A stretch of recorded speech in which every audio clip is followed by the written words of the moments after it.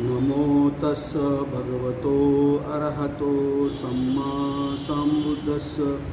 नमो तस्स भगवतो अरहतो सम्मा सम्बुद्धस्स। नमो तस्स भगवतो अरहतो सम्मा सम्बुद्धस्स। तसेच डॉक्टर बाबासाहेब आंबेडकर यांना मी विनम्र अभिवादन करतो।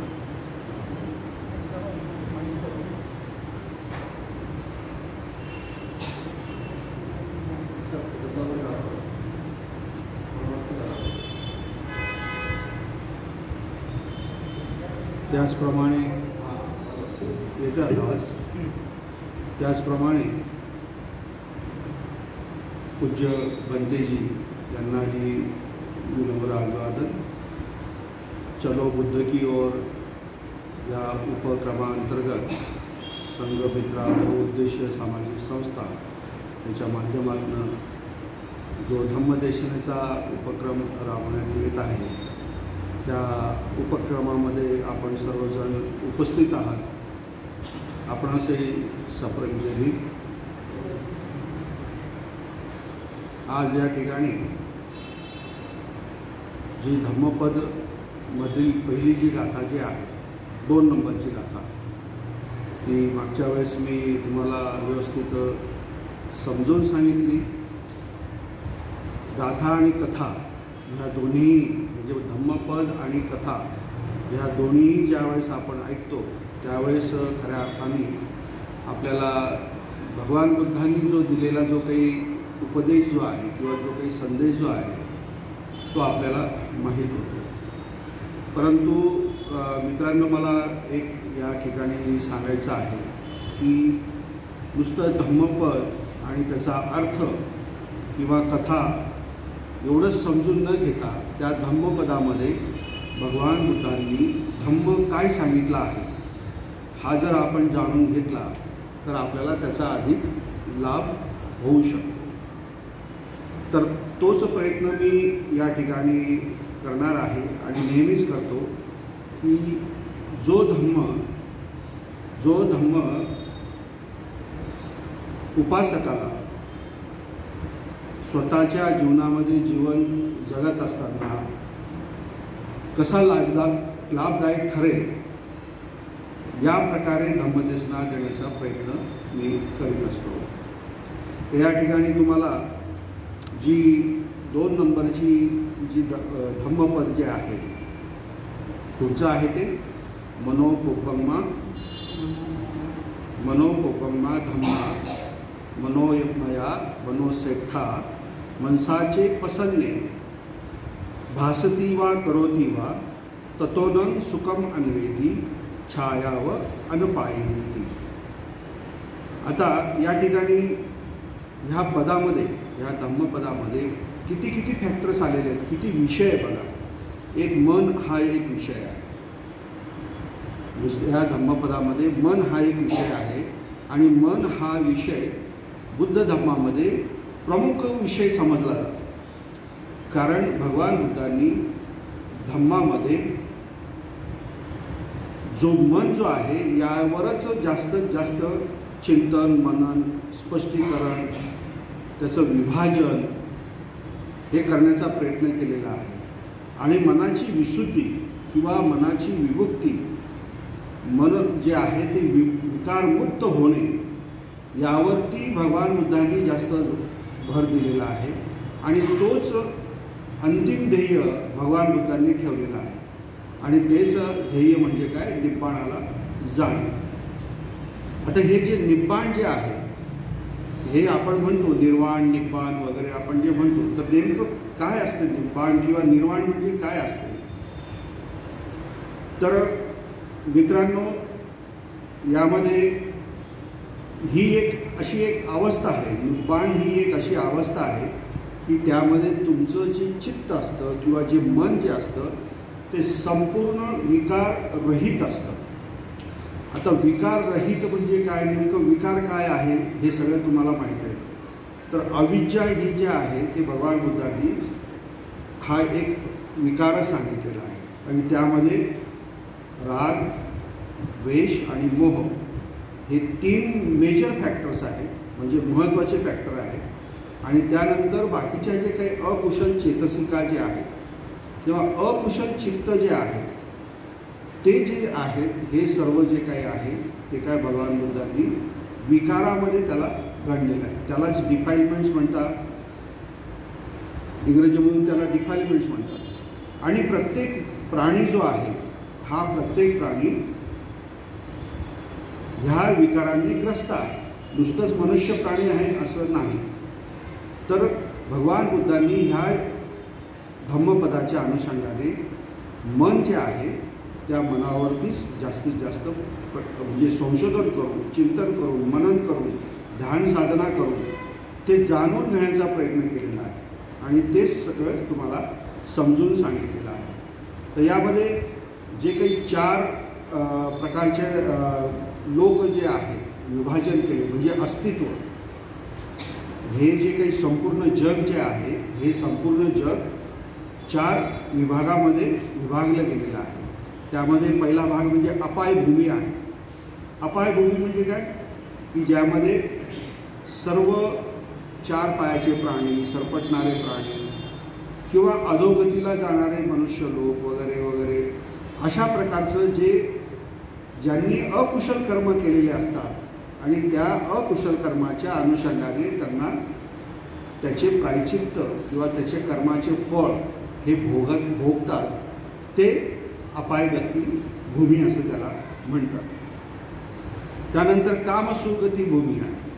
कामसुगती भूमी म्हणजे काय की जे आपले जे काही सळायतन आहे, 6 इंद्रिय जे आहेत त्याच्या माध्यमातून आपण जे काही कुशल हे काही आपण ग्रहण करत असतो. काय आहे 6 इंद्रिय आपले? डोळे, कान, नाक, जिव्हा, नंतर काया म्हणजे त्वचा आणि मन. तर याच्या माध्यमातून आपण हे जग सगळं बघत असतो. तर याच्या माध्यमातून सुद्धा आपण कुशल आणि अकुशल हे सर्व काही आपण ग्रहण करत असतो. यालाच भगवान बुद्धांनी मन हा एक फॅक्टर सोडला तर पंचकामगुण म्हटलेला आहे. आणि संपूर्ण विश्व, संपूर्ण मनुष्य ह्या कामगतीमध्ये, ह्या काम लोकामध्ये म्हणजे ह्या अस्तित्वामध्ये गुरफटलेला आहे. आपण सगळेजण कशामध्ये गुरफटलेले आहोत? ह्या 6 आयतनाच्या माध्यमातून जे काही आपल्याला हवंसं वाटतं, डिझायर, तृष्णा, इच्छा, त्यामध्ये आपण सगळेजण गुरफटलेला आहोत. त्यालाच भगवान बुद्धांनी कामलोक म्हटलेलं आहे. आणि ह्या कामलोकामध्ये मनुष्य लोक जो आहे म्हणजे आपलं मनुष्याचं जे अस्तित्व आहे, आपण मनुष्य म्हणून जे काही जन्माला आलेलो आहोत त्याच्या मागचेही काही भरपूर कारणं आहेत. कोणतीही गोष्ट ह्या जगामध्ये घडते ती विनाकारण घडत नाही. भगवान बुद्धांचा कारण भाव आपल्याला सगळ्यांना माहिती आहे. तर प्रत्येक प्राणी जन्म घेतो आणि मृत्यू पावतो, त्याचं प्रत्येकाचं कारण आहे. विनाकारण कोणतीही गोष्ट घडत नाही. कार्यकारण भाव भगवान बुद्धांनी सांगितलेला आहे. तर अशा प्रकारे ह्या पंचकाम गुण जे आहेत, हे जे लोक आहेत, मनुष्य लोक आहेत, त्यामध्ये सुद्धा जे चित्त आहे किंवा मन जे आहे ते पण भगवान बुद्धांनी सांगितलेलं आहे. त्या मनाच्या अवस्था सांगितलेल्या आहेत. त्याचबरोबर जे अपायगतीमध्ये जे लोक असतात त्यांच्यासुद्धा मनाची अवस्था सांगितलेली आहे. त्यानंतर रूपभूमी आणि अरूपभूमी असे 2 जे अवस्था ज्या आहेत, तर त्या ध्यानाच्या अवस्था आहेत. रूपभूमीमध्ये 4 ध्यान येतात. ते 4 ध्यान जे आहेत ते भगवान बुद्धांनी स्वतः आळार कलाम आणि उदक रामपुत्त यांच्याकडे जाऊन त्याची प्रॅक्टिस केली, त्याचा अभ्यास केला. त्यानंतर पुढचे जे 4 ध्यान आहेत ते 4 ध्यानाचा अभ्यास भगवान बुद्धांनी नंतर उदक रामपुत्त यांच्याकडे जाऊन त्याचा अभ्यास केला. ओके. तर ह्या रूपभूमीमध्ये आणि अरूपभूमीमध्ये सुद्धा, रूप म्हणजे काय? शरीर. बुद्धांच्या फिलॉसॉफीमध्ये रूप कशाला म्हटलं जातं? शरीराला म्हटलं जातं. तर ह्या रूपभूमीमध्ये सुद्धा चित्ताची एक वेगळी अवस्था असतात, चित्ताचे प्रकार असतात. आणि ह्या अरूपभूमीमध्ये सुद्धा चित्ताचे वेगवेगळे प्रकार असतात. तर आपल्याला ह्या रूपभूमीमध्ये किंवा अरूप भूमीमधले जे काही चित्ताच्या ज्या अवस्था आहेत हे प्राप्त करायला खूप कष्ट घ्यावं लागते, त्यात आपल्याला ते ध्यान करावं लागेल. आणि जे काही अपाय गतीमध्ये असतात, जे लोक पापकर्म करतात, जे अकुशल कर्म करतात, त्यांना त्याप्रमाणे त्यांचे म्हणजे कर्माचे फळ भोगतात आणि त्यानुसार त्यांचे ते चित्ताच्या अवस्था असतात. तर अशा प्रकारे भगवान बुद्धांनी मनाचा ह्या चारही भूमीमध्ये चित्तांच्या अवस्था सांगितलेल्या आहेत. आणि त्या अवस्था ज्या आहेत म्हणून त्यामध्ये काय म्हटलं आहे, मनोपुब्बंगा धम्मा, या चित्ताच्या अवस्थेच्या ज्या आहेत त्या आधी येत असतात, नंतर मग धम्म तर हा कंटिन्यू असतोच, कायम असतो, तो लुप्त होतो, फक्त नष्ट होत नाही. तर तो धम्म ज्यावेळेस आपल्या मनामध्ये उत्पन्न होतो, आधी मनच त्याला ग्रहण करत असते. म्हणून भगवान बुद्धांनी काय म्हटलेलं आहे, मनोपुब्बंगा, म्हणजे मन हे सर्वाधिक आधी कार्यरत होते. मन हे आधी सर्व कार्यरत होते. तुम्ही कोणतंही कार्य करायला जा, आता इथून तुम्ही उठलात आणि मला स्वयंपाक करायला जायचं आहे असं म्हटलं तर सर्वात आधी हा जो विचार जो आहे हे कुठे उत्पन्न होतं, मनामध्ये उत्पन्न होतो, नाही का. नंतर मग उठणे, बसणे, जाणे, स्वयंपाक करणे वगैरे हा काय आहे, सगळा हा कार्यभाग आहे. तर तो कार्यभाग केव्हा असतो, तो मनाच्या नंतर असतो. कोणचंही कार्य घ्या, मनुष्य आहे, समजा मनुष्य ऑफिसला जायचं आहे, त्याच्या मनामध्ये चित्तामध्ये असा विचार येतो की मला ऑफिसला जायचं आहे. तर सर्वात आधी कुठे विचार येतो, मनामध्ये, चित्तामध्ये विचार येतो. तर मन हे काय आहे, प्रधान आहे. मन हे काय आहे, प्रधान आहे, श्रेष्ठ आहे, प्रमुख आहे. तर अशा प्रकारचं भगवान बुद्ध पहिली जी ओळ जी आहे, मनोमया किंवा मनोसेठा, मनोपुब्बंगा धम्मा, मनोमया मनोसेठा, अशा प्रकारे मनाचं जे काही वर्णन जे आहे, चित्ताचे जे काही वर्णन जे आहे ते भगवान बुद्धांनी या ठिकाणी दिलेलं आहे. तर ह्या गोष्टी आपल्याला धम्म जाणून घ्यायचं म्हणजे काय, नुसतंच बोधकथा ऐकायच्या का आपण, नुसत्याच बोधकथा ऐकायच्या, बोधकथा ऐकाव्या माणसाने, त्याबद्दल काही वादच नाही, त्यातनं शिकायला मिळतं. परंतु ह्या बोधकथा किती वेळ तुमच्या मनावरती बिंबलेल्या असतात, किती वेळ लक्षात राहतात. इथून तुम्ही गेलात, घरी जाईपर्यंत जेवढं ऐकलेलं त्याचं निम्म तुम्ही विसरलेलं असतात, दुसऱ्या दिवशी त्याच्या निम्मे विसरलेलं असतात, तिसऱ्या दिवशी आणखी परत विसरले असतात.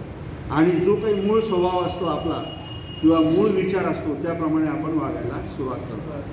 परंतु ज्यावेळेस तुम्ही धम्माचं आचरण म्हणजे स्वतः अनुभव घ्याल, त्यावेळेस खऱ्या अर्थाने तो जो अनुभव जो आहे तो चिरकाल तुमच्या जीवनामध्ये टिकत असतो आणि त्यानुसारच तुम्ही कार्य करत असता. तर अशा प्रकारे भगवान बुद्धांनी जे मनाचे प्रकार सांगितलेले आहेत ते आपण बघितले. आता ह्या मनाच्या द्वारे आता आपण काय काम लोकांमध्ये आहोत, तर काम लोकांमधले जे काही चित्त आहे ते अनेक प्रकारचे आहेत. त्यामध्ये कामावचर आहे, नंतर रूपावचर आहे, अरूपावचर आहे. हे जे तुम्हाला मी आधी सांगितलं त्यामधले प्रत्येक पैसे आहेत. तर आपल्या धम्मपद गाथेप्रमाणे आपल्याला कोणत्या चित्ताच्या अवस्था बघायच्या आहेत, कोणत्या चित्ताचे प्रकार बघायचे आहेत आपल्याला, कामावचरावर. कारण आपण पण आहोत कामावचरामध्ये मनुष्य लोक आहेत, म्हणून ते बघणं आपल्याला आवश्यक आहे. तर यामध्ये मनसाचे प्रसन्नेनं भासती वा करोती वा, म्हणजे प्रसन्न मनाने जे करतो किंवा बोलतो असं भगवान बुद्धांनी म्हटलेलं आहे. आपण आधी मन हे श्रेष्ठ आहे हे बघितलं, सगळीकडे मनाचा काय म्हणतात त्याला प्राधान्य आहे बघितलं. आता ह्या मनाने आपण जर समजा जे काही करतो आणि बोलतो ते कसं असतं, मनसाचे जर मनाच्या द्वारे प्रसन्नेनं. आता हे जे प्रसन्नेनं हा शब्द आहे तोही मी मागच्या वेळेस तुम्हाला समजून सांगितलेला. तर हा प्रसन्न शब्द म्हणजेच काय, अभिज्ञारहित, रागरहित, मोहरहित अशा मनाने जर समजा तुम्ही बोललात किंवा काही कार्य केलं तर काय होतं, म्हणजे कोणचे चित्त तुमच्या याच्यामध्ये मनामध्ये उत्पन्न होतात। आता हे प्रसन्नेनं असल्यामुळे हे कुशलच चित्त असणार।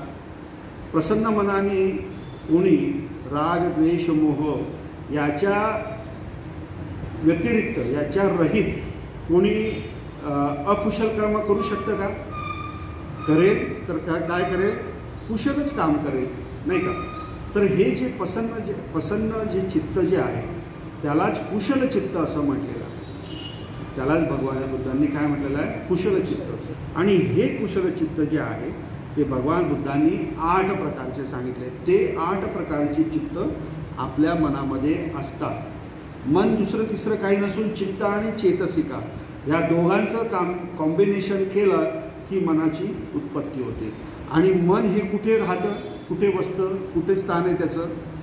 कोण सांगू शकतं? मन जे आहे कुठे असतं? हां, हृदयामध्ये असतं का डोक्यामध्ये असतं? मन कुठे राहतं? कुठून आपल्याला ह्या सगळ्या गोष्टी कळत असतात? कुठून कळतात? हां, कुठून कळतात? मनाचं स्थान जे आहे ते आपलं काय आहे? हृदय आहे। आपण मनाचं स्थान आतापर्यंत कुठे? डोक्यामध्ये संस्कारात, डोक्यातून आपण विचार करतो, येऊ करतो, ते करतो, परंतु दिल तो कुठे असतो? इथे असतो। ज्याचं हृदय बळकट त्याचा मनाचा जो व्याप जो आहे किंवा शक्ती जी आहे ती काय असते? बळकट असते। तर हे जे मन जे आहे ते प्रसन्न मनाने, आता ह्या प्रसन्न मनाचा आणखी एक दुसरा अर्थ आहे श्रद्धा। श्रद्धेने जर समजा तुम्ही एखादं कार्य केलं तर ते पूर्णत्वास जातं, यशस्वी होतो। श्रद्धेने जर कोणतंही कार्य केलं किंवा बोललात तुम्ही तर ते काय होतं? पूर्ण होत्वास जातं किंवा यशस्वी होतं। आता ही जी श्रद्धा जी आहे, हा श्रद्धा हा विषय फार महत्त्वाचा आहे आणि मोठा आहे। बुद्ध धम्मामध्ये श्रद्धा, मी मागच्या वेळेस सांगितलं की ही पहिली पायरी आहे। विना श्रद्धा तुम्ही धम्मामध्ये प्रवेश करू शकत नाही किंवा श्रद्धेला टाळून तुम्ही निपाणाकडे जाऊ शकत नाही। कारण श्रद्धा ही तुमच्यामध्ये काय काय उत्पन्न करते? विश्वास उत्पन्न करते, विश्वास उत्पन्न करते। आणि एखाद्या कार्याबद्दल तुमच्या मनामध्ये विश्वास नसेल, तुम्ही जर त्या कार्याच्या बाबतीमध्ये जर संशयित असाल तर ते कार्य पूर्णत्वास जाऊ शकतं का? त्यामध्ये यश मिळू शकतं का?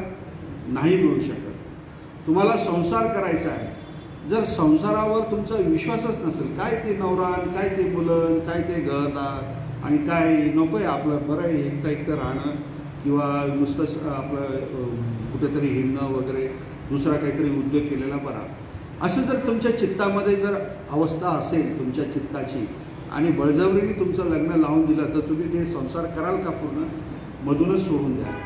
तर तुमचा विश्वास त्या कार्यावर असणं फार महत्त्वाचं आहे।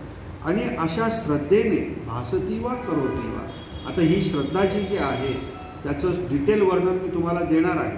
कारण ती श्रद्धा आज तुम्हाला स्वतः सोबत घेऊन जायची आहे।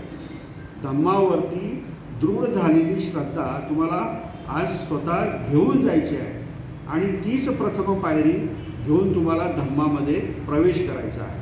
आजचा जो प्रयोग जो आहे आपला तो काय आहे? श्रद्धायुक्त होणे, श्रद्धामय होणे।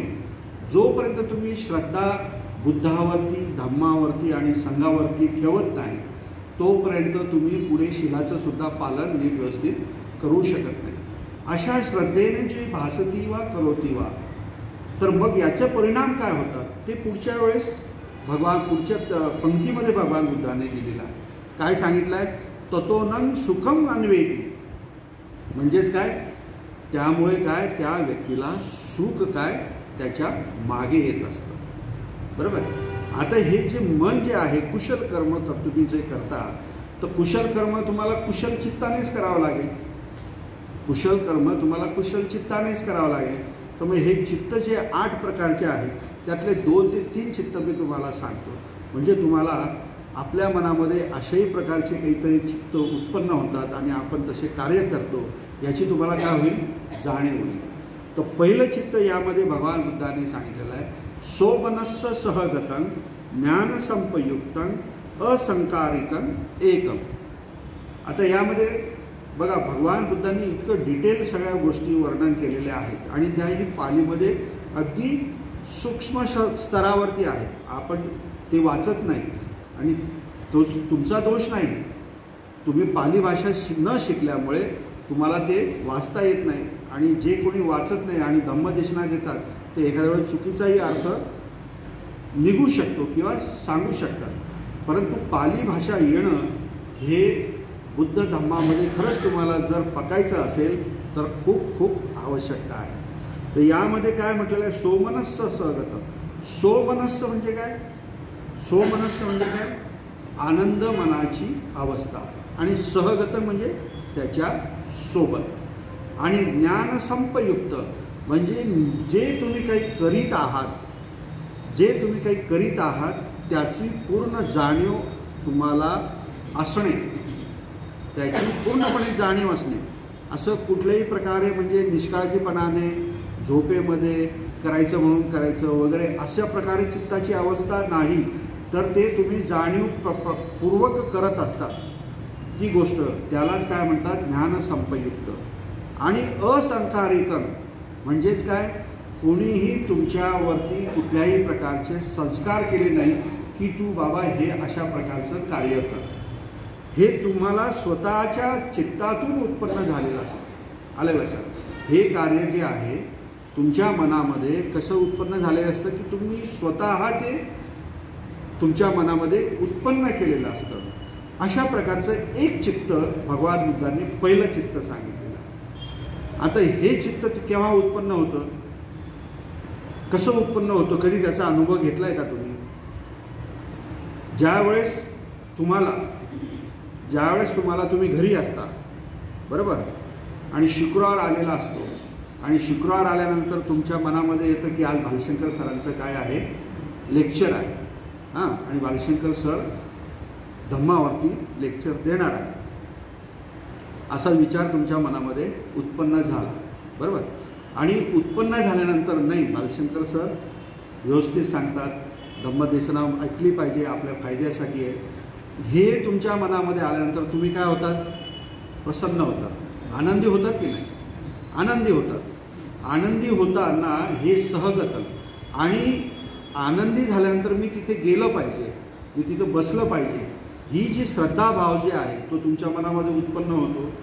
आणि त्यानंतर हे करत असताना तुम्हाला पूर्णपणे जाणीव असते की मी हे करणार आहे किंवा करते आहे किंवा करतो आहे, की मला बुद्ध विहारामध्ये 7:30 वाजता जायचं आहे.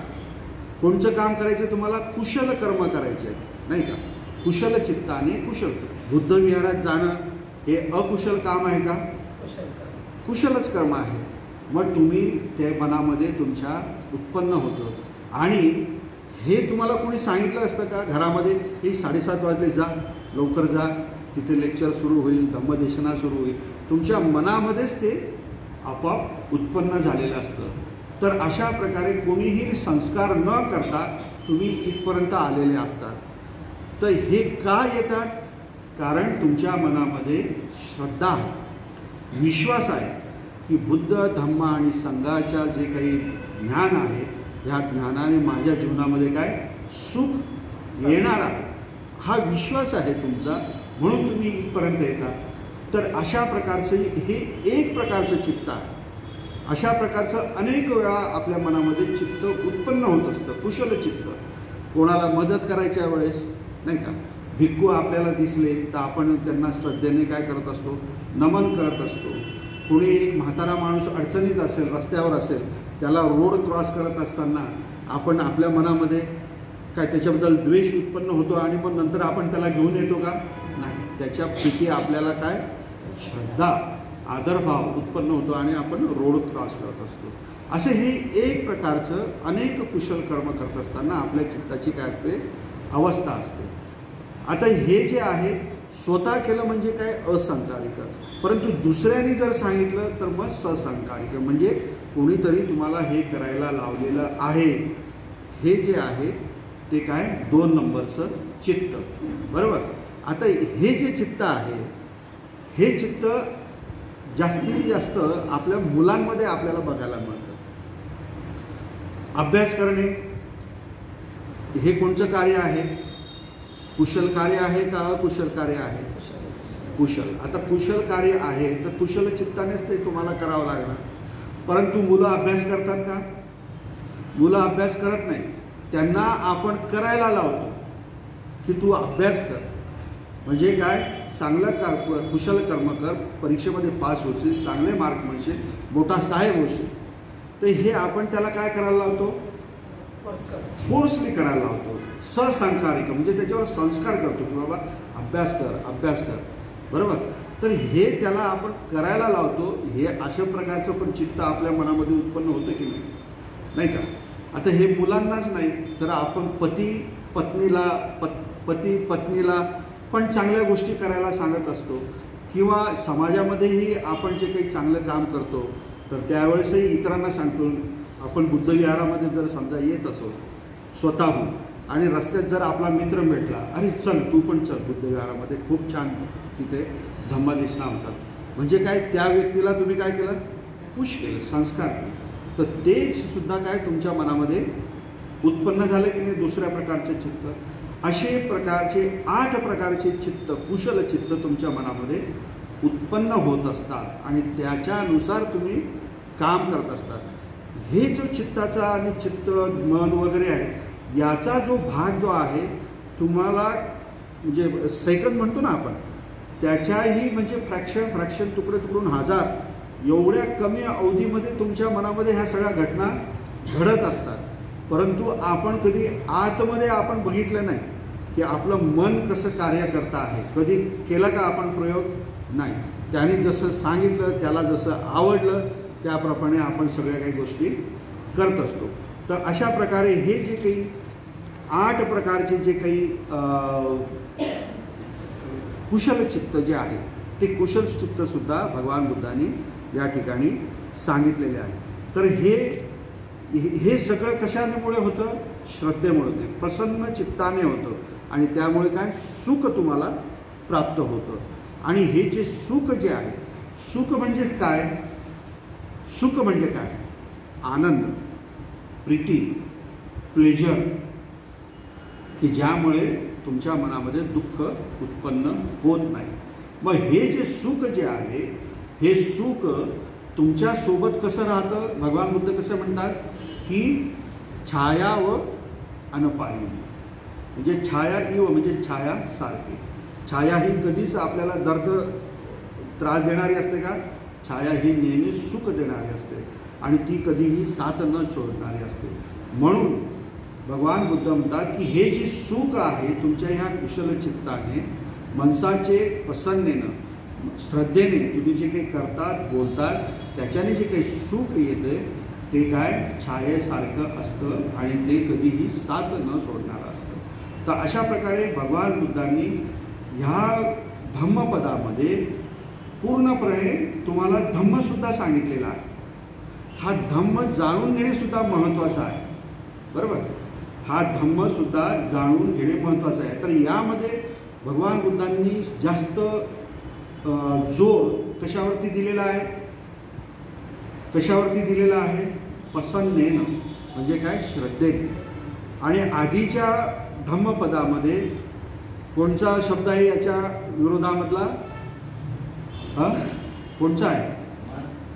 नाही, प्रसन्न आणि दुसरा पदुठ्ठेनं म्हणजेच काय? प्रदूषित मन.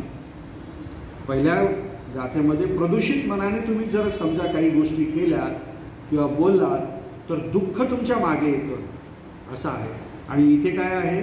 तुम्ही जर प्रसन्न म्हणजे श्रद्धेने जर समजा तुम्ही एखादं कार्य केलं तर सुख तुमच्या मागे येतं. तर ही जी प्रसन्नता जी आहे किंवा श्रद्धा जी आहे, भगवान बुद्धांनी यालाच श्रद्धा म्हटलेलं आहे. प्रसाद म्हणजेच काय? श्रद्धा. यालाच श्रद्धा म्हटलेलं आहे. तर ही जी श्रद्धा जोपर्यंत तुमच्या मनामध्ये उत्पन्न होत नाही तोपर्यंत तुम्ही स्वप्नातही बघू नका की मी बुद्धाचा अनुयायी आहे असं तुम्ही म्हणूच शकत नाही. मी बुद्धाचा फॉलोअर आहे, बुद्ध धम्माचा फॉलोअर आहे असं होऊ शकत नाही. कारण बुद्धाचा फॉलोअर होण्यासाठी किंवा बुद्धांचा धम्माचा संघाचा अनुयायी होण्यासाठी 3 गोष्टी फार महत्त्वाच्या असतात. एक तर शिक्षा घेणं फार महत्त्वाचं असतं, म्हणजे परियत्ती, नाही का. धम्म काय आहे हे शिकणं महत्त्वाचं असतं. त्यानुसार मग ते जे शिकलेले तुम्ही असतात ते आचरणात कसं आणायचं, प्रॅक्टिकली कसं करायचं, तेव्हा तो दुसरा भाग जो आहे तो तुम्हाला करावा लागणार. आणि तिसरा जे प्रॅक्टिकल केलेला आहे त्याच्यातनं जो काही अनुभव तुम्हाला आलेला आहे तो अनुभव घेणं, ह्या तिन्ही गोष्टी जर तुमच्या पूर्ण झाल्या तरच तुम्ही काय बुद्ध धम्माचे काय अनुयायी आहात. नुसता शिकलात बौद्धिक स्तरावरती तरीही ते काय पुरे नाही, किंवा बुद्धाचे अनुयायी. नुसतंच प्रॅक्टिकल करत राहिलात परंतु अनुभव घेतलाच नाही, काही स्वतः शिलाचं पालन केलेलंच नाही, तर तसंही तुम्ही बुद्धाचे अनुयायी काही होऊ शकत नाही. आणि जर वेदना जे आहे, पटी वेदना जे आहे, अनुभव घेणे ते जर केलं तरच ह्या सगळ्या गोष्टी पूर्ण होतात. तर तुम्ही ह्या इथे येऊन तुम्ही काय करत आहात, तुम्ही इथे येऊन काय करत आहात, ह्या तिघांमधली कोणची पायरी तुम्ही करत आहात. परियत्ती, पटीपत्ती आणि पटीवेदन यामधला कोणचा भाग तुम्ही शिकत आहात, कोणचा भाग शिकत आहात. ज्ञान घेतात ना, शिक्षा म्हणजेच काय परियत्ती. तर यानंतर मग तुम्हाला प्रॅक्टिकल करायचं आहे. तर हे सर्व ऐकून घेतल्यानंतर मी जे काही तुम्हाला सांगितलेलं आहे त्याप्रमाणे ते आटून माझ्या चित्तामध्ये, माझ्या मनामध्ये हे काही उत्पन्न होत आहे का, मी त्याप्रमाणे वागत आहे का, करत आहे का, याचा प्रयत्न करणे हे क्रमप्राप्त आहे. तसं जर तुम्ही केलं नाही तर नुसतं हे ज्ञान जे आहे ते नंतर काही वेळाने काय लुप्त होऊन जाईल. तर अशा प्रकारे श्रद्धा म्हणजे काय हे आता आपल्याला या ठिकाणी समजून घ्यायचं आहे. कारण माझा प्रयत्न तुम्हाला आज हाच आहे, श्रद्धावान बनवणे. आलं लक्षात. श्रद्धावान बनणे हे फार महत्त्वाचं आहे. कारण श्रद्धेच्या शिवाय तुम्हाला कोणतीच गोष्ट तुम्ही करू शकत नाही. नाहीतर मग वरच्यावर विद्यार्थीसुद्धा त्याचा अभ्यासावरती श्रद्धा असेल तर तो कोणालाही न सांगता तो करणार.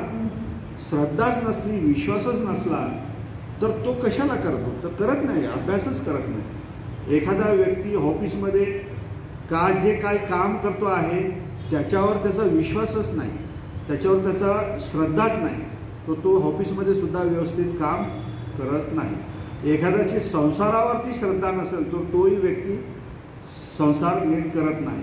तर भगवान बुद्धांनी ह्या श्रद्धेचं महत्त्व आपल्या त्रिपिटकामध्ये, धम्मामध्ये, पदोपदी सुत्तांमध्ये सांगितलेलं आहे. तर ह्या श्रद्धेला भगवान बुद्धांनी कशाची उपमा दिलेली आहे माहिती आहे. ती जर उपमा तुम्ही ऐकली तर तुम्हाला एकदम चांगल्या प्रकारे कळेल की श्रद्धा ही किती महत्त्वाची आहे. श्रद्धेला भगवान बुद्धांनी बीजाची उपमा दिलेली आहे. बीज, श्रद्धा काय आहे, बीज आहे. बी नाही का.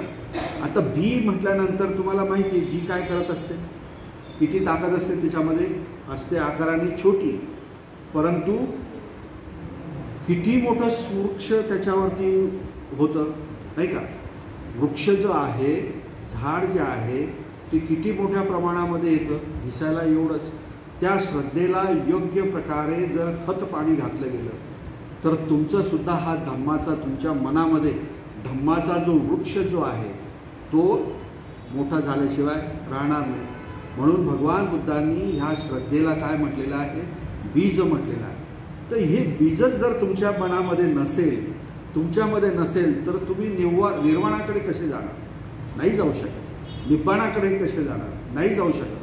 तुम्ही अरहंत पदाकडे कसे जाणार का, नाही जाऊ शकत. तर हे जे बीज जे आहे हे फार महत्त्वाचं आहे.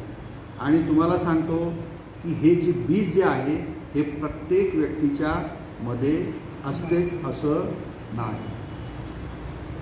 जगामध्ये श्रद्धावान जसे लोक आहेत तसे अश्रद्धावान लोक पण आहेत, आजही आहेत. इवन भगवान बुद्धांच्या काळामध्ये सुद्धा अश्रद्धावान लोक भरपूर होते.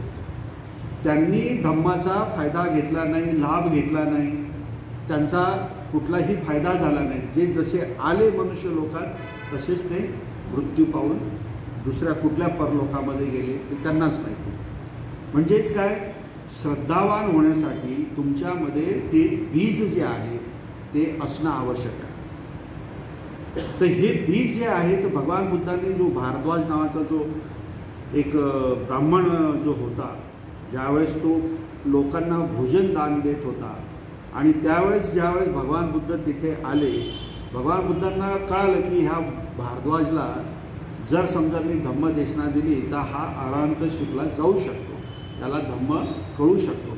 म्हणून भगवान बुद्ध स्वतः चालत आले आणि त्यांना येतानाच त्या भारद्वाज ब्राह्मणाने बघितलं की हा मुंडक म्हणजे काय, केस काढलेला, जसं आज मी पण काढलेले, बद्दीजींनी काढलेले, आम्ही कोण आहोत, मुंडक आहोत.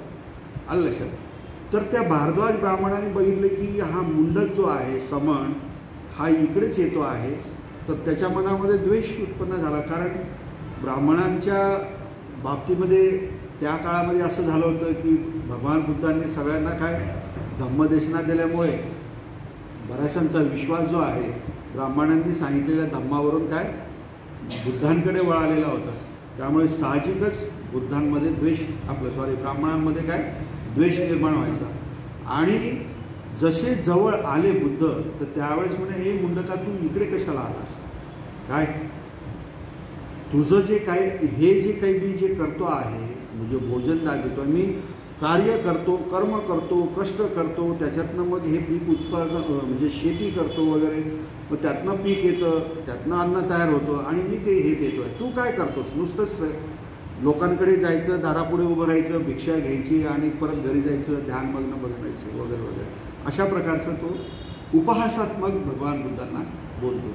परंतु भगवान बुद्ध त्यावेळेस म्हणतात त्या व्यक्तीला की जसा तू शेतामध्ये पीक उगवतोस ना, त्याप्रमाणे मी सुद्धा धम्माच्या शेतीमध्ये लोकांमध्ये काय प्रज्ञा निर्माण करत असतो, धम्म निर्माण करत असतो. आणि हे जे काही तू काही साहित्य वापरतो शेतीसाठी, बी वापरतो, नंतर काय नांगर वापरतो नाही का, तर ते सुद्धा काय आहे, श्रद्धा जे आहे ते माझं काय आहे, बीज आहे. आलं लक्षात, ते माझं बीज आहे. नंतर जे काही काय म्हणतात त्याला दोर, आपल्या बैलांना जे दोर असतात ना, ते काय आहे, ते काय आहे, प्रज्ञा आहे. म्हणजे ते तुम्हाला काय कुठे वर जायचं किंवा त्या बैलांची गती वगैरे सगळं काही हे आहे. तर भगवान बुद्ध जे काही शेतीसाठी वापरलेले जे काही अवजारं जे आहेत त्याची उपमा धम्मामध्ये देत असतात. उठ्ठी म्हणजेच काय, पाऊस. आता शेताला पाऊस तर आवश्यकच आहे नाही का, पण तसंच धम्मामध्ये सुद्धा उठ्ठी जे आहे ते पाऊस जे आहे तो सुद्धा आवश्यक आहे. तर अशा प्रकारे भगवान बुद्ध पूर्ण त्या भारद्वाजला श्रद्धेचं महत्त्व सांगतात, ते बीज आहे असं सांगतात. त्याचबरोबर भगवान बुद्ध श्रद्धा हे एक बल आहे, श्रद्धा हे इंद्रिय आहे असं म्हणतात. आता तुमच्यामध्ये जर श्रद्धा नसेलच तर तुम्ही काहीच करू शकत नाही, आणि श्रद्धा जर असेल तर ती पण कमी जास्त प्रमाणामध्ये असते, प्रत्येकामध्ये भरपूर असते श्रद्धा असं काही नाही. बघा तुम्हाला एक उदाहरण देतो. मुंबईचे लोक उन्हाळ्यामध्ये पावसाळ्यामध्ये शिर्डीला जातात. काय घेऊन जातात, ते पालखी घेऊन जातात. पालखी घेऊन जात असताना त्यांच्या पायामध्ये काही नसतं किंवा वनेला जातात. एक उदाहरण देतो मी तुम्हाला मी काही तसं करा किंवा तसं श्रद्धावान व्हा असं सांगत नाही, पण श्रद्धेचं बळ सांगतो तुम्हाला. फक्त तेवढंच आपल्याला त्यातनं शिकायचं आहे. ते लोक तिथून पायी पायी शिर्डीला जातात, पायी पायी जातात. हे बळ त्यांना कशातून येतं, श्रद्धेतून येतं. पायाला त्रास होत असतो, चटके बसत असतात नाही का, मध्ये बसावं लागतं, कधी कधी रक्त येतं. हे कशामुळे ते म्हणजे ते सहन करू शकतात, केवळ श्रद्धा मी करू शकतात. किंवा वनेलाही जाताना लोक पायी पायी जातात.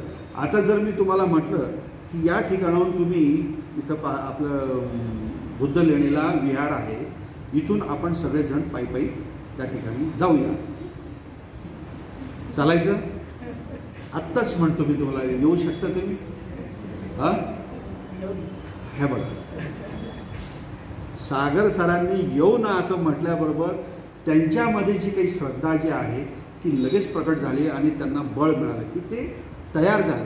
परंतु आपण नाना प्रकारच्या आपली श्रद्धाच नसल्यामुळे नाना प्रकारचे कारण, मी जाऊ शकेल का, येऊ शकेल का, अशा पद्धतीच्या आपल्या मनामध्ये भावना निर्माण होती.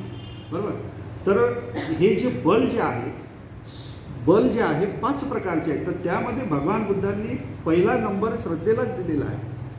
पहिला नंबर श्रद्धेला दिले, नंतर वीर्य, नंतर सती, नंतर समाधी आणि नंतर प्रज्ञा. आलं लक्षात. हा जो क्रम आहे, तर श्रद्धा असल्याशिवाय तुम्ही वीर्य म्हणजे साहस करू शकत नाही. जसं की सागर सरांनी म्हटलं की नाही येऊ ना, आपण जाऊ ना. हे कशामुळे म्हटलं, त्यांनी लगेच साहस, वीरता जे आहे ती दाखवली की येऊ. आणि ही वीरता दाखवल्यानंतर लगेच हां जायचं आहे आपल्याला आपल्या बुद्धलेण्याला विहारामध्ये. तर त्यांच्या मनामध्ये ती सती जागृत झाली. जागरूकता नाही, तिथे जायचं आहे आपल्याला. ती जायचं म्हटल्यानंतर मग त्यांचे चित्त त्या विहारावरती काय एकाग्र झालं. आलं लक्षात. म्हणजेच काय, समाधी लागली. आले लक्षात. समाधी लागली.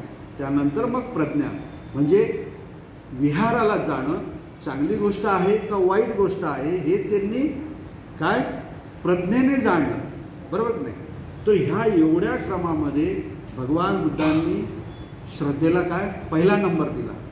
हे श्रद्धा असल्याशिवाय हे पुढची गोष्ट तुम्ही करू शकतात का? नाही करू शकत.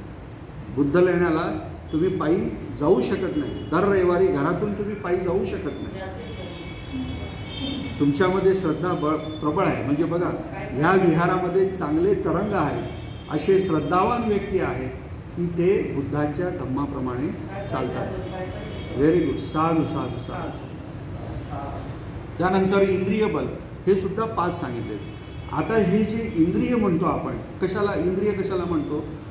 इंद्रिय हा शब्द असा आहे, जे अवयव जे आहेत, जे अवयव दुसऱ्या अवयवाचा आधार न घेता ते स्वतःचं काम स्वतःच करतात. ते त्यांचं त्या कृतीवरती, त्या कार्यावरती त्यांचं स्वतःचं राज्य असतं. ते दुसऱ्याला कोणाला इंटरफेअर करू देत नाही. आता डोळा हा इंद्रिय आहे, तर डोळा हा पाहण्याचं काम करतो आणि पाहण्याचं काम हा डोळाच करेल, दुसरं कोणचंच अवयव करणार नाही. हात करू शकतो, कान करू शकतो, नाही करू शकत.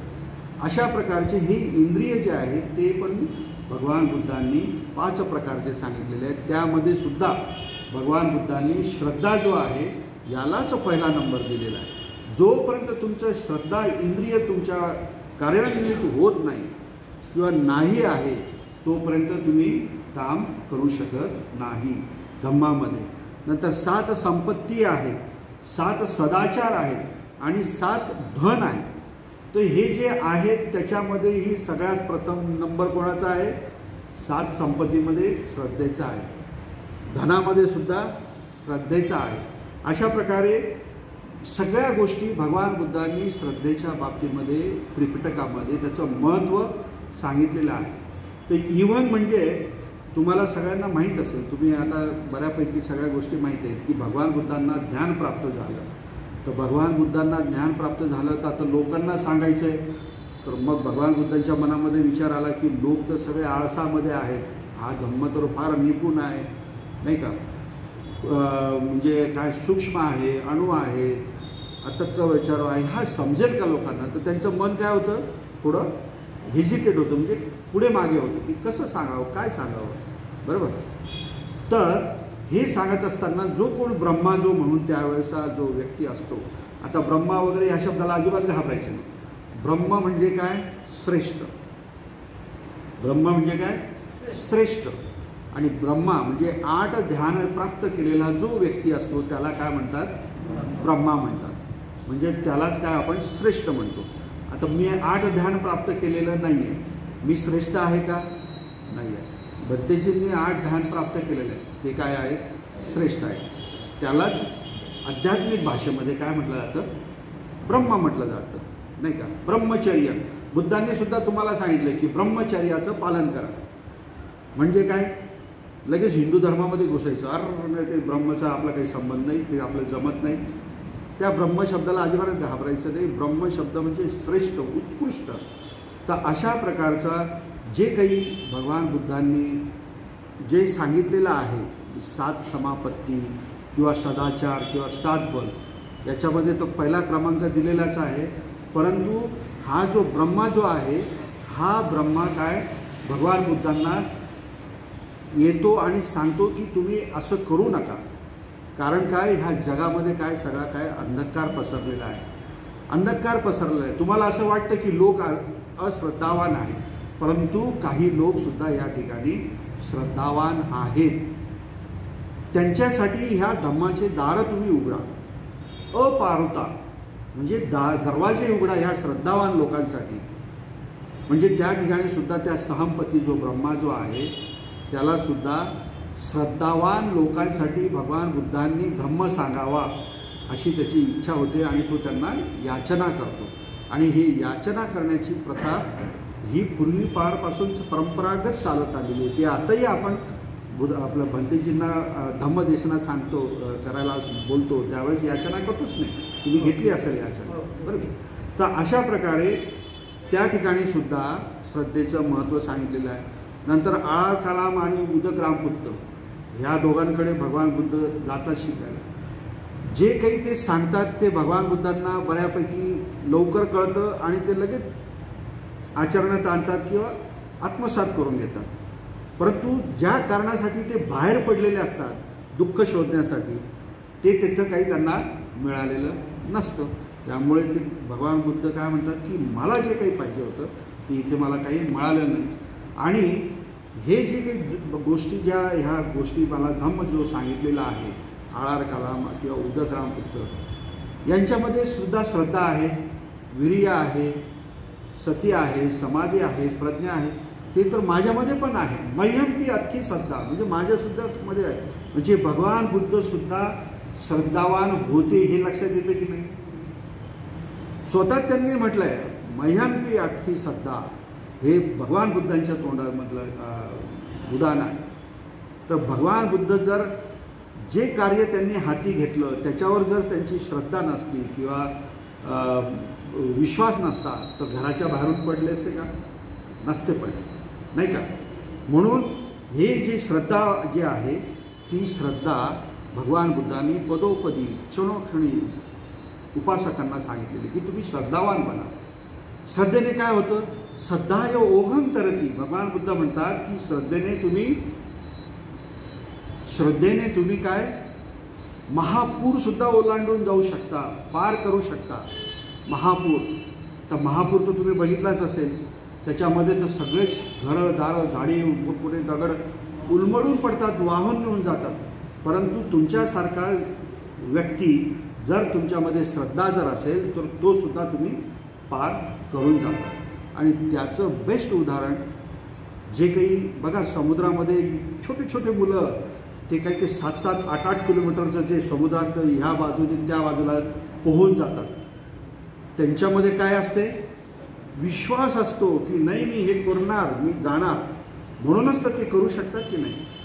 समुद्रसुद्धा पार करू शकतो. एखादा जर व्यक्ती नाव घेऊन त्यांनी जर म्हटलं की नाही मला सगळं नावेने फिरायचं आहे तो जाऊ शकतो. जर त्याच्या मनामध्ये विश्वास असेल, श्रद्धा असेल तर तो जाऊ शकतो. आणि हिंदू धर्मामध्ये काय आहे, मुस्लिम धर्मामध्ये काय आहे, हीच श्रद्धा आहे. ह्या श्रद्धेच्या बळावरच ते काही लोक काम करत असतात. आलं लक्षात. परंतु त्यातनं त्यांना त्याच्यातलं काही फळ मिळतं असं नाही. ते फक्त श्रद्धा व्यक्त करत असतात. परंतु मी तर म्हणतो ती त्यांची श्रद्धा पण नाही आहे. आलं लक्षात. ती त्यांची काय आहे? अंधश्रद्धा आहे. जर एखाद्या मूर्तीच्या पुढे उभं राहून तुम्ही फक्त एखाद्या बालकाने म्हटलं की मला पास होऊ दे आणि अभ्यास केला नाही, परीक्षेला गेला तर तो पास होणार आहे का? नाही होणार. मग ही काय आहे त्या मुलाची, त्या मूर्तीवरची अंधश्रद्धा आहे. ज्या गोष्टीमुळे तुम्हाला फल मिळत नाही, कुशल फल मिळत नाही, त्या गोष्टीवर श्रद्धा ठेवणं म्हणजे अंधश्रद्धा आहे. मग आता ही अंधश्रद्धा कशी तयार होते व्यक्तीची, त्याबद्दलही भगवान बुद्धांनी सांगितलेलं आहे. अंधश्रद्धा कशी तयार होते?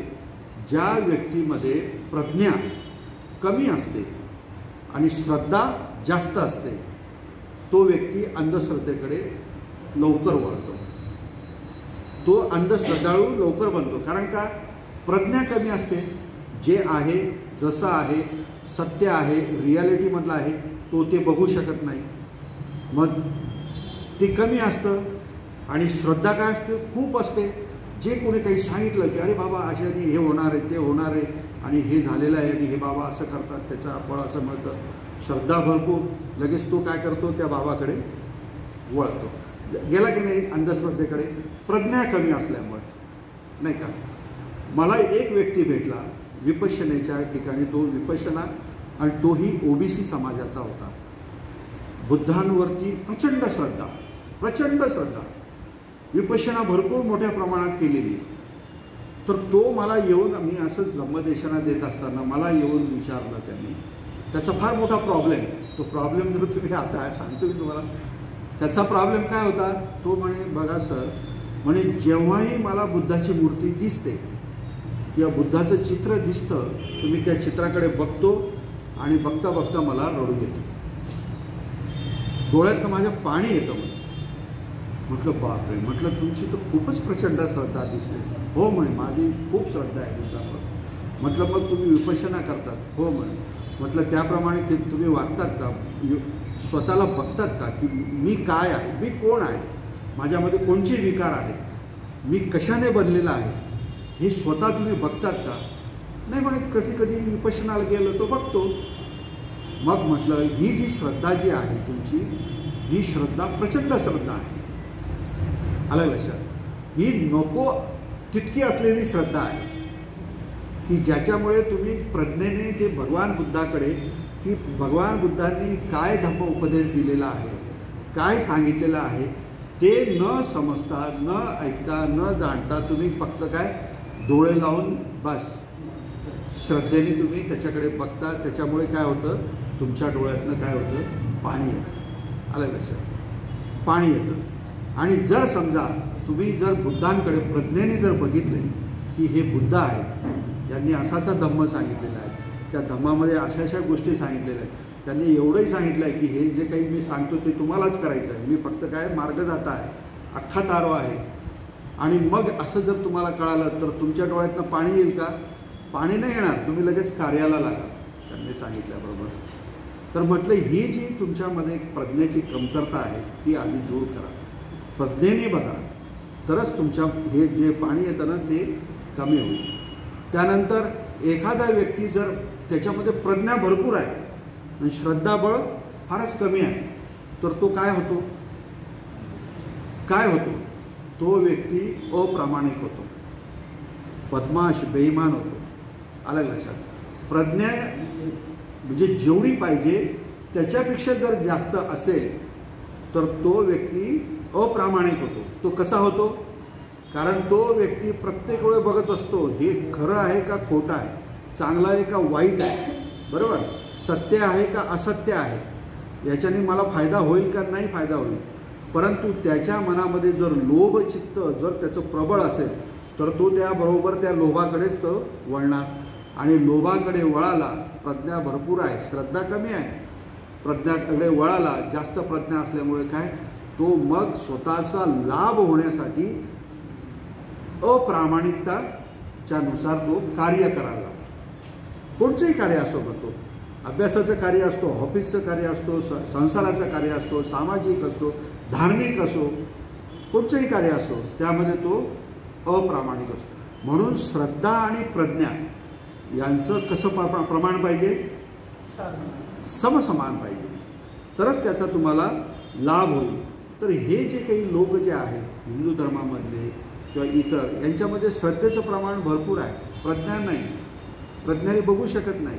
त्यामुळे जे काही हिंदू धर्मातले जे काही धर्मगुरू आहेत त्यांनी सांगितलं की भक्ती करा, भक्ती करा, फक्त त्या माणसाचं चिंतन मनन करा आणि काय उपवास करा, काय म्हणतात आणखी परत नारळ फोडा, बोकड कापा, यू करा. अंधश्रद्धा. प्रज्ञाने बघत नाही की हे ज्यांनी सांगितलेलं जे आहे ते आपण बरोबर आहे का चूक आहे ते बघत नाही. तर अशा प्रकारे श्रद्धाय ओघम तरती हे सुद्धा भगवान बुद्धांनी सांगितलं. आणि मिलिंद प्रश्नामध्ये तर डायरेक्ट भंते नागसेन आणि राजा मिलिंद यांच्यामध्ये श्रद्धेवरती चर्चा आहे. त्यामध्ये मिलिंद राजा डायरेक्ट प्रश्न विचारतो भंते नागसेनांना काय की श्रद्धेचे कार्य काय, श्रद्धेचे प्रकार किती, श्रद्धा म्हणजे काय, त्यावरती आपलं भंते नागसेन इतके सुंदर उदाहरणं देतात की श्रद्धा तुमच्यामध्ये उत्पन्न, श्रद्धेचे लक्षणं काय. म्हणजे आता शिंदे साहेब श्रद्धावान झाले, ओके, मग त्याचे लक्षणं काय, जे लक्षणं दिसले तरच आपण म्हणू ना की शिंदेसाहेब आपलं श्रद्धावान आहे. मग त्याचे काय लक्षण आहे, तुम्ही श्रद्धावान झाले त्याचे काय लक्षण आहे, तर त्याचे 2 प्रकारचे लक्षणं असतात, एक संपसाधन आणि दुसरं महत्त्वाकांक्षा. ह्या 2 गोष्टी तुमच्या चित्तामध्ये उत्पन्न होतात आणि चित्तामध्ये उत्पन्न झाल्यानंतर त्याप्रमाणे तुम्ही कर्म करतात आणि ते कर्म तुमच्या शरीराच्या द्वारे इतरांना कळतात किंवा तुम्हीही ते करतात, म्हणजे दिसतात, लक्षणं नाही का, लक्षणं. आता हे संपसाधन म्हणजे काय, चित्ताची प्रसन्नता. आलं लक्षात. जर तुमच्या मनामध्ये विकार असेल, अविद्या असेल, तर तुमचं चित्त हे शांत किंवा प्रसन्न असू शकतं का, असूच शकत नाही. आनंदी असू शकतं का, असूच शकत नाही. तर हे जे विकार जे आहेत हे नष्ट झाले तरच तुमचं मन काय होतं, प्रसाद म्हणजेच काय, प्रसन्न होतं, आनंदी होतं वगैरे. आणि हे प्रसन्न आणि आनंदी मन व्यक्तीच्या चेहऱ्यावरती दिसत असते, लक्षात ठेवा. प्रत्येक व्यक्तीच्या चेहऱ्यावरती दिसत असते.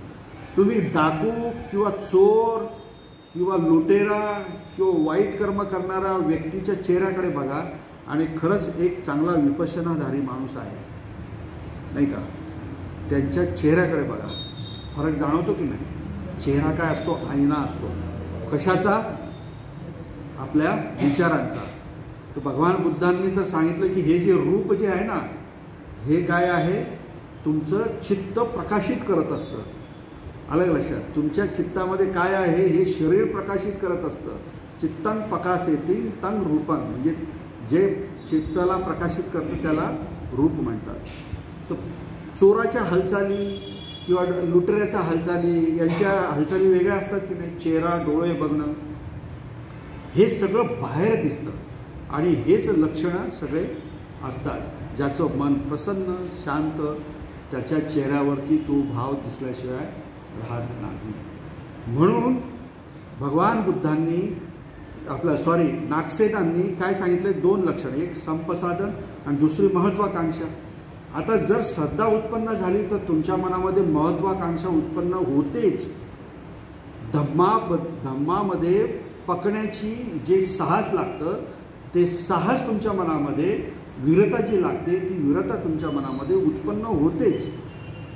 आता गायकवाड साहेब श्रद्धावान आहेत. त्यांनी एखादा व्यक्ती जर बघितला की जो म्हणजे श्रद्धावान आहे आणि जो धम्मामध्ये पकलेला आहे, त्यांच्याकडे बघितल्यानंतर जर श्रद्धावान आहे तर माझ्या मनामध्ये सुद्धा महत्त्वाकांक्षा निर्माण होईल की नाही, मी सुद्धा ह्या व्यक्तीसारखं काय केलं पाहिजे, प्रयत्न केला पाहिजे, साहस केलं पाहिजे, कष्ट घेतले पाहिजे. कारण का की धम्मामध्ये तुम्हाला प्रयत्न कष्ट घेतल्याशिवाय तुम्हाला धम्म प्राप्त होणार नाही. बरोबर. म्हणजे तुम्ही 100 युद्ध जिंकले तरी ते तुम्ही युद्ध जिंकले असं मानत नाही धम्म. पण तुम्ही जर स्वतःला जर जिंकलं तर त्या खऱ्या अर्थाने तुम्ही काय धम्मचं काय केलं, आत्मसात केला किंवा पालन केलं असं होऊ शकतं. तर अशा प्रकारे मिलिंद राजा आणि आपले हे नागसेन भंतेजी जे आहेत त्यांच्यामध्ये ह्या गोष्टी होत असताना जे काही श्रद्धेचे काही जे लक्षण आहेत ते भंते नागसेन यांना सांगतात. आणि ही श्रद्धा काय कार्य करते, काय कार्य करते. तुम्ही झाला श्रद्धावान तर काय करणार, सर्वात आधी तर तुमच्या मनातील जे काही चित्तातील जे अकुशल चेतसिका जे आहेत की ते वाईट काम करायला तुम्हाला पुशअप करत असतात, पुढे करत असतात, तुमच्या चित्ताला पुढे घालत असतात की हे कर ते कर, इथे पैसा मिळव तिथे पैसा मिळव, याच्याशी खोटं बोल, याच्याशी प्लॅनिंग कर, याच्याशी षडयंत्र कर, याची चुगली कर. ह्या ज्या चेतसिका ज्या आहेत चित्ताला पुढे करणाऱ्या त्या चेतसिकाचे काम करत असतात. तर त्या चेतसिका पहिल्यांदा नष्ट होतात. एकदा का श्रद्धा उत्पन्न झाली तुमच्या मनामध्ये तर त्या चेतसिका नष्ट होतात.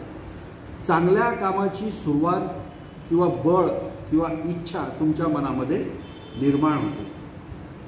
तुमचं काम जे आहे ते काम पूर्णपणे होतं, यशस्वीरित्या होतं, ते कधीही फेल जात नाही. आता हा तुम्ही उपक्रम राबवतायत, हा खूप श्रद्धेने राबवतात. राबवणारे याच्या मागचे जे काही लोक आहेत ते श्रद्धेने हे काम करत आहेत. कितीही अनंत अडचणी आल्या, कोणीही त्याच्यामध्ये जर समजा अडचण जर घातला किंवा करू पाहिला, इथे 2 लोक असले किंवा फक्त मी आणि एकच व्यक्ती जरी असला तरी हा उपक्रम चालू राहिला पाहिजे. ही जर तुम्ही विश्वास जर ठेवला तर हा उपक्रम चालू राहील, बरोबर की नाही. तर अशा प्रकारे ही श्रद्धासुद्धा हे कार्य करत असते आणि ती तुरटीचं काम करत असते. मनातले जे विकार जे आहेत ते काय करत असते, तळाला टाकत असते. मी तुम्हाला मागे ग्लासाचं उदाहरण दिलं होतं बघा, की माती टाकल्यानंतर श्रद्धा उत्पन्न आली की ते विकार काय खाली बसतात, बरोबर. मग आता नुसतं हे विकार खाली बसून आयुष्यभर जगायचं का आपण? श्रद्धावान झालो, आता मला काही पुढचं काम करायचं नाही, निब्बाणाला जायचं नाही, एवढं केलं ते फार झालं, ते हे तर दुसरं कोणी पण नाही करत, मी केलं ते काही कमी केलं का असं म्हणून चालेल का? नाही. तर हे विकार काढायचे आहेत. मग कसं करणार विकार काढायचे आहेत? म्हणजे ती माती जी आहे ती सासरी कशी काढणार? आहे काही आयडिया तुमच्याजवळ? चमचा घेणार, चमच्याने अशी काढणार? हां काय? त्यासाठी तुम्हाला काय करावं लागेल की तुमचं जे मन जे आहे, चित्त आहे, त्याला आधी ढवळावं लागेल, त्या ग्लासाला सुद्धा ढवळावं लागेल. मग ते जे चित्त जे आहे, अकुशल चित्त आहे, मन जे आहे ते काय तुमच्या वरती येईल, पटलावरती येईल आणि मग हळूहळू एक एक चमच्याने तुम्ही ते पाणी आणि माती एक एक बाहेर जर काढला तर ग्लास काय राहील, पूर्ण रिकामा राहील. त्यामध्ये कुठल्या प्रकारचे अकुशल चित्त किंवा माती वगैरे, विराग वगैरे असं राहील का? आपलं विकार राहील का? नाही राहू शकत. तर असं हे आपल्या चित्ताला आपल्याला ढवळायचं आहे, स्टॉर्मिंग करायचं आहे, ब्रेन वॉश करायचं आहे. आणि हे करण्यासाठी तुम्हाला काय पाहिजे? श्रद्धा आणि वीर्य पाहिजे. तर ह्या सगळ्या गोष्टी भंते नागसेन आणि आपले हे कोण मियांडर राजा म्हणजेच मिलिंद राजा यांच्यामध्ये होत असतात. तर हे मी काय सांगतो आहोत की तुम्हाला श्रद्धावान बनायचं आहे. आलं लक्षात? मी हे उदाहरणं काय देतो आहे की तुम्ही श्रद्धावान बनायचं आहे. तुम्ही बघा, एक हे गोष्ट झाल्यानंतर उद्यापासनं किंवा आतापासूनच तुमच्या मनामध्ये कुशल विचार येण्याला सुरुवात होईल. कोणाबद्दल राग असेल, अरे इसने मेरा ये किया था, छोड़ देगा, सोडून देईल.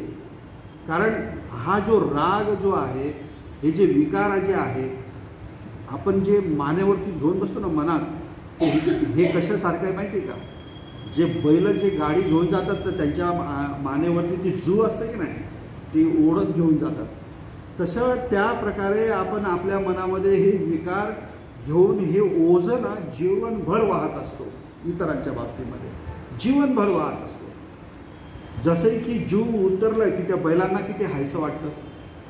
चला एकदा प्रयत्न करा, तुम्हीही तुमच्या मनातले विराग जे आपलं विकार जे आहे, राग जे आहे, मोह आहे, ते एकदा फक्त एक क्षण, मला आता कोणाबद्दलही द्वेष नाही, मला कशाबद्दलही मोह नाही, मला कशाबद्दलही राग नाही, एकदा फक्त असा अनुभव करून बघा, किती हलकं वाटतं बघा, मोकळं मोकळं वाटतं, कुठलं टेन्शन नाही, काय नाही, फ्री अगदी. आणि याच्या माध्यमातून लोक तुमच्या जवळ येतील, मैत्री भावना वाढेल. तर ह्या अशा प्रकारे भगवान बुद्धांनी जे काही सांगितलं ते मिलिंद राजा आणि नागसेन याच्यामध्ये आहे. त्यानंतर दीघनिकायामध्ये ब्रह्मजाल जो आहे, मध्यम निकायामध्ये, त्यामध्ये सुद्धा भगवान बुद्ध म्हणतात, यथावा पण एके भोंतो समन ब्राह्मणा सद्धा देयानी भोजनानी भुंजित्वा ते एव रूपम विसुख दर्शनन अनुयुक्ता विहरंती. म्हणजे हे जे काही समन आणि ब्राह्मण जे आहे, जे श्रद्धेने दिलेले जे काही भोजन आहे ते ग्रहण करत असतात. भंतेजींना तुम्ही बोलवतात ते काय विनाश्रद्धा बोलवतात का? नाही. तिथे सुद्धा बघा भगवान बुद्धांनी सद्धानी देयानी भोजनानी, हे जे आहे ते भुंजित्वा म्हणजे ते ग्रहण करून हे सगळे समण ब्राह्मण काय फिरत असतात. आणि मग त्यानंतर भगवान बुद्ध सगळ्यात महत्त्वाची गोष्ट की जे धम्मामध्ये फार आवश्यक आहे ती म्हणजे सम्मादिट्ठी, सम्यक दृष्टिकोन. आणि ह्या सम्मादिट्ठीचं मूळ जे आहे ते काय आहे? श्रद्धा आहे. ही श्रद्धा जर उत्पन्न झाली तुमच्या मनामध्ये तर तुम्हाला सम्मादिट्ठी, योग्य दृष्टिकोन तुम्हाला प्राप्त होतो. आणि अष्टांगिक मार्गामध्ये पहिला नंबर सम्मादिट्ठीचाच आहे. तुम्हाला जर सम्मादिट्ठी प्राप्त नाही झाली तर बाकीचे जे 7 अंग जे आहेत ते 7 अंग तुम्हाला कळणार नाही किंवा तुम्ही ते प्राप्त करू शकणार नाही किंवा त्यानुसार आचरण पण करू शकणार नाही. अशा प्रकारे भगवान बुद्धांनी सम्मादिट्ठी म्हणजे काय? योग्य दृष्टिकोन. योग्य दृष्टिकोन म्हणजे जो आहे तो. म्हणजे मला मुंबईला जायचं आहे तर मी मुंबईच्या प्लॅटफॉर्मवरतीच उभा राहील. मुंबईला जाणारी मी जर भुसावळकडे जाणारे गाडीचं जे आहे प्लॅटफॉर्म तिथे जर उभा राहिलो तर मी जाऊ शकेल का मुंबईला? तुमची जर सम्मादिट्ठी असेल तरच तुम्ही निर्वाणाकडे जाल. जर तुमची जर चुकीची दृष्टी असेल की मी हे करणार नाही, मी ते पालन करणार नाही वगैरे वगैरे, तर तुम्ही जाणार का निब्बाणाकडे? ही सम्मादिट्ठी. आता तो सम्मादिट्ठीचा पण एक मोठा विषय आहे, त्याच्यावरही एक लेक्चर होऊ शकतो, पण तीसुद्धा तुम्हाला असणं काय आहे? आवश्यक आहे. तर अशा प्रकारे भगवान बुद्धांनी निब्बाणाला जाणारे 2 प्रकारचे लोक सांगितले ते. एक सद्धाचरित आणि दुसरा काय? श्रद्धा विमुक्त. बघा आता ह्या श्रद्धेचं महत्त्व किती आहे बघा. आता तुमच्यामध्ये श्रद्धा जर असली तर तुम्ही बाकीचं काम कमी केलं, म्हणजे धम्मामध्ये प्रज्ञेने जर समजा तुम्ही काम कमी केलं तरी चालेल, पण योग्य श्रद्धा असली तरीसुद्धा तुम्ही विमुक्त होऊ शकता, निब्बाणाला जाऊ शकता. श्रद्धा 2 प्रकारे विमुक्त होतात लोक, एक प्रज्ञाविमुक्त आणि एक श्रद्धाविमुक्त. तर श्रद्धेने सुद्धा तुम्ही विमुक्त होऊ शकता. आणि जर समजा तुम्ही सद्धाचरित असाल, श्रद्धेने वागणारे जर लोक असाल तर तुम्ही श्रद्धाचरित असल्यामुळे तुम्ही सद्धाचरितसुद्धा होऊ शकता. असे हे श्रद्धेचे भगवान बुद्धांनी उदाहरणं दिलेले आहेत. आणखी उदाहरण असं दिलेलं आहे की जे जगामध्ये जे काही लोक जे आहेत ते 6 प्रकारचे चरित आहेत. म्हणजे त्यांच्या 6 प्रकारच्या चर्या असतात, 6 प्रकारच्या. तर कोणकोणच्या आहेत त्या? काही लोक रागचरित असतात, काही लोक मोहचरित असतात. रागचरित म्हणजे लोभाने वागणारे, फक्त फायदा लोभ, काय पाहिजे हे पाहिजे ते पाहिजे. दुसरा द्वेषचरित, आयुष्यभर दुसऱ्याचं द्वेष करीत राहणे म्हणजे काय? द्वेषचरित. तिसरा मोहचरित, म्हणजेच काय? जे आहे ते न बघता काही व्यर्थ काम करणे, बडबड करणे, उपद्व्याप करणे, बरोबर. त्यानंतर पहिला नंबर जो दिलेला आहे 4था तो श्रद्धाचरित. आलं लक्षात? याच्यामध्येही श्रद्धाचरित दिलेला आहे. म्हणजे जो श्रद्धेने सगळ्या ज्या काही गोष्टी करीत असतो तो व्यक्ती धम्मामध्ये सक्सेस होत असतो. हे सुद्धा भगवान बुद्धांनी सांगितलेलं आहे. हे मी का सांगतो आहे की ह्या गाथेमध्ये, ह्या पदामध्ये प्रसन्नेन हा शब्द आलेला आहे. आणि प्रसन्नेन हा शब्द जो आहे हा याचा अर्थ काय होतो? श्रद्धेने. आलं लक्षात? प्रसन्न मनाने. तर तुम्ही हे जे काही प्रसन्न मनाने जे काही काम करणार आहात तर त्याने तुम्हाला काय? सुख हे मिळणारच आहे. तर हे जे काही श्रद्धा जे आहे ही श्रद्धा आपण कोणाकोणावर ठेवली पाहिजे? कोणावर ठेवली पाहिजे? पहिली प्रथम बुद्धांवर ठेवली पाहिजे, दुसरं धम्मावर ठेवली पाहिजे, तिसरं संघावर ठेवली पाहिजे. का बुद्धांवर का ठेवली पाहिजे? कारण बुद्ध काय? यथावादी तथा कार्य. जे सांगतात ते तसंच करतात किंवा जे करतात तेच सांगतात. तुम्ही श्रद्धा असं करू शकता काय? जो व्यक्ती बोलतोय आणि करतो जो वेगळं आहे त्याच्यावर याचा काय भरोसा म्हणशील? हा आता काही सांगतोय दुसऱ्यांना तर काही श्रद्धा ठेवू शकता का? भगवान बुद्ध तसे नव्हते. जे काही सांगितलं त्या पद्धतीने त्यांनी केलेलं आहे. त्यांनी जे काही केलेलं आहे त्याच पद्धतीने ते सांगितलेलं आहे. तर अशा पद्धतीने या ठिकाणी भगवान आपलं श्रद्धा जी आहे ती भगवान बुद्धांवरती ठेवली पाहिजे, धम्मावरती ठेवली पाहिजे आणि संघावरती ठेवली. आणि शेवटचा एक 5 मिनिटाचा टॉपिक मी तुम्हाला सांगतो की श्रद्धा ह्या 5 प्रकारच्या असतात. आता त्या 5 प्रकारच्या श्रद्धेमध्ये तुम्ही कुठे आहात याचं आपण परीक्षण करू आणि आपला विषय संपवून टाकू. तर कोणत्या कोणत्या असतात श्रद्धा जगामध्ये? पहिले तर अश्रद्धावान लोक असतात, बरोबर, की जे त्यांच्यामध्ये श्रद्धाच नसते. त्याला पुतुजन म्हटले आहे आपल्या बुद्धांच्या धम्मामध्ये. पुतुजन आलं लक्षात.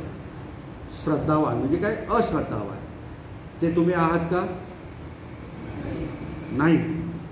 तुम्ही इथं आलात म्हणून मान्य करून घेतो की तुम्ही अश्रद्धावान नाही. आता इथून बाहेर गेल्यावर काय करायला पाहिजे काही भरोसा नाही. ओके. दुसरा जो श्रद्धावान व्यक्ती जो असतो आपला दुसरा श्रद्धेचा, त्याला ओक्कप्पना म्हणतात. म्हणजेच काय? कंपित, विचलित. म्हणजे त्याची श्रद्धा जी असते ना ती बुद्धांच्या बाबतीत धम्माच्या बाबतीमध्ये कशी असते की तो शिकायला तो नाहीच म्हणतो. अलग लक्षात. धम्म शिकायला नाही म्हणतो, बुद्ध शिकायला नाही म्हणतो, जाणून घ्यायला नाही म्हणतो, परंतु त्याच्यावरती इतके प्रश्न तो उपस्थित करतो या सगळ्या गोष्टींवरती की हे मग भगवान बुद्धा तुम्ही पुनर्जन्म म्हणता, मग पुनर्जन्म तर भगवान बुद्धांनी नाही सांगितलं, तर मग हे कसं काय झाला? तिथे तो अडकतो. आत्मा नाही सांगितलं, मग आत्मा तुम्ही कसं काय सांगता? येऊ झाला अडक. म्हणजे धम्म बुद्ध जाणण्याच्या आधीच त्याचे काय अनंत प्रश्न असतात. संशय वृत्ती. आलं लक्षात?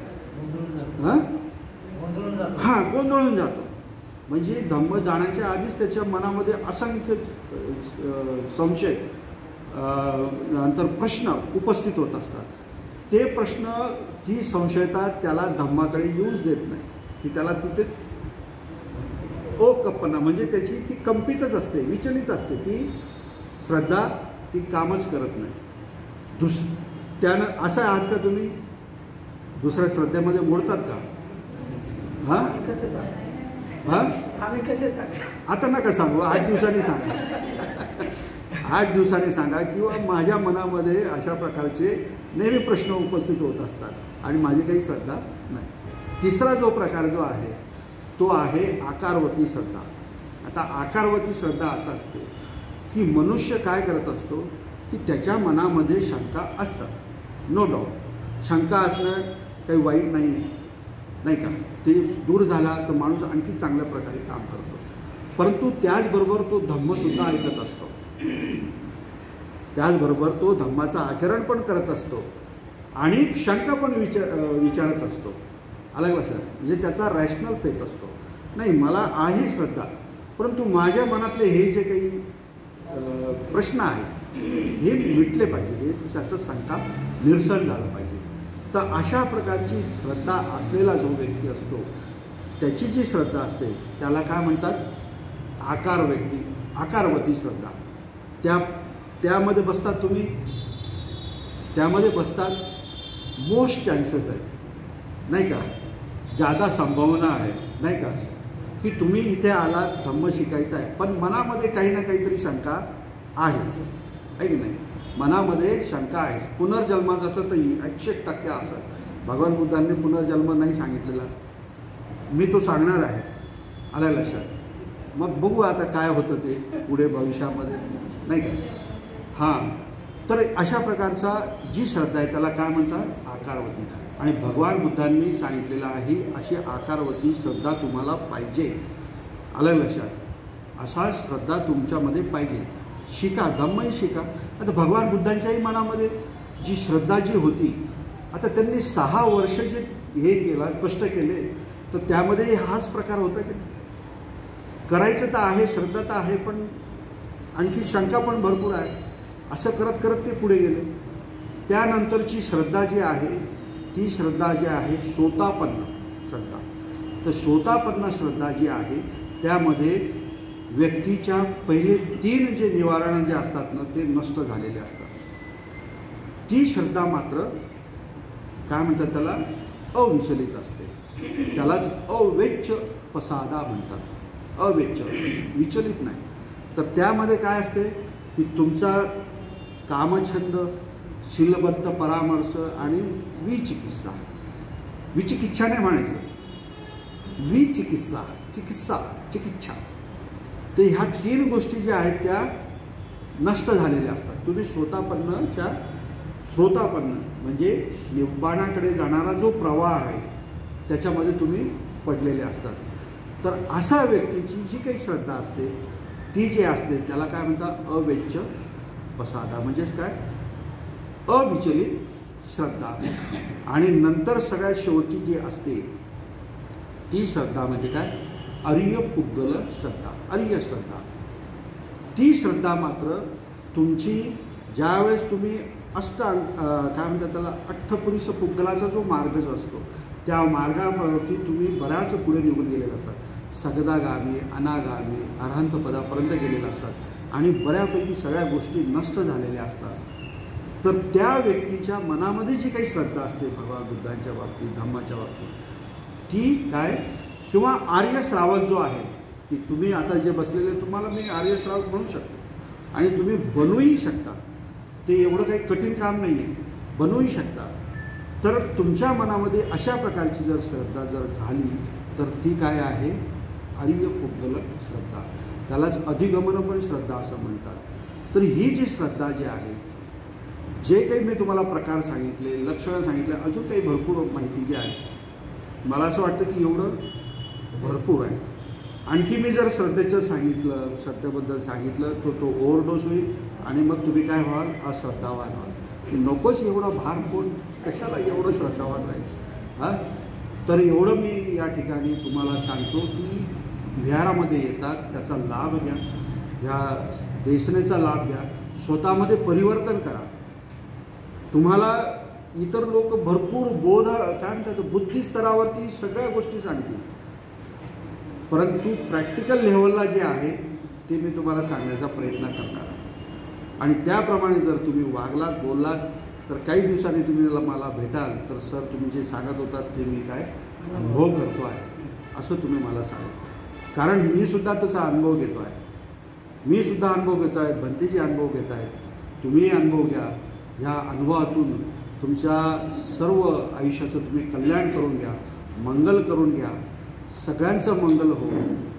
भवतु सब्ब मंगलं, भवतु सब्ब मंगलं, भवतु सब्ब मंगलं.